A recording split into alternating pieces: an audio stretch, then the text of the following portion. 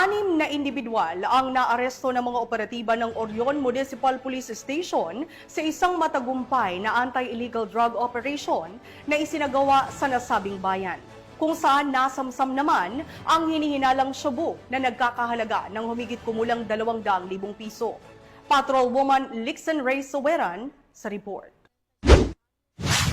Arestado ang 6 na individual habang tinatayang 204,000 na laga ng hinihinalang shabu ang nasamsam sa isang matagumpay na anti-illegal drug operation na isinagawa ng mga operatiba ng Orion Municipal Police Station sa Teachers Village, Barangay Santo Domingo, Orion, Bataan. Pinangunahan ng Drug Enforcement Unit ng Orion MPS sa ilalim ng pamuno ni Police Colonel Marites A. Salvadora, Provincial Director ng Bataan PPO, ang ikinasang buy-bust operation na nagresulta sa pagkakaaresto ng unang sospek matapos bentahan ang isang operatiba na nagsilbing posture buyer ng isang sachet ng hinihinalang shabu kapalit ng isang pirasong 500 pesos marked money. Samantala, ang 5 pang sospek ay naaktuhan umanong gumagamit ng iligal na droga sa isang pot session. Nasamsam sa operasyon ang 7 piraso ng heat-sealed transparent plastic sachet na naglalaman ng hinihinalang shabu,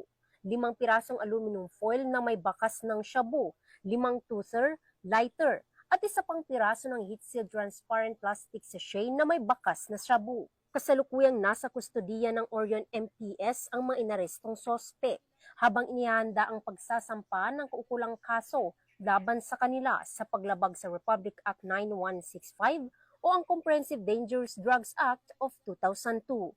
Ang matagumpay na operasyon ay patunay ng mas pinaigting ng kampanya kontra iligal na droga, alinsunod sa direktiba ni Chief PNP Police General Nicolas D. Torre III at sa pamuno ni Police Brigadier General Ponce Rogelio I. Peñones Jr., Regional Director ng Police Regional Office 3.